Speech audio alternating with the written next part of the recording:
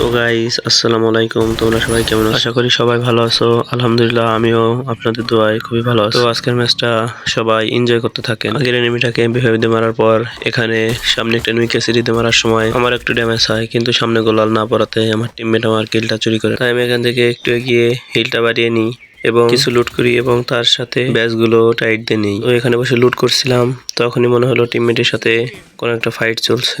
তাই এখান থেকে উঠে একটু সামনে এগিয়ে দেখি আসলে সামনে একটা এনিমি আছে। তারপর আমার মনে হলো আমার বামে একটা এনিমি আছে, তাই একটু এগিয়ে গিয়ে দেখি আসলে একটা কেলি ক্যারেক্টার নিয়ে এসেছে একটা ম্যান, কিন্তু ও গুলাল মেরেছিল। গুলালের নিচ দিয়ে একটু ফাঁকা পেয়ে আমি ওখান দিয়ে স্কোপ করে ওকে মেরে ফেলি। ওকে মারার পর জোনের ওই সাইড দিয়ে ঘুরে ওকে কনফার্ম দেওয়ার জন্য আমি এগিয়ে ওকে এমপি5 দিয়ে আমি ওখান থেকে কনফার্ম দিয়ে চলে যাই এবং 1 নম্বরের সাথে ফাইট নেওয়া ম্যানটাকে আমি কিল করে 1 নম্বরের কিলটা চুরি করে নিই। এবং তখনই সাইড দিয়ে একটা গাড়ি যাচ্ছিল, তো 1 নম্বর স্কার দিয়ে সেই গাড়িটাকে ফাটানোর চেষ্টা করছিল, বাট পারেনি। তাই আমি এসএটি দিয়ে যাচ্ছিলাম গাড়িটাকে ফাটানোর জন্য।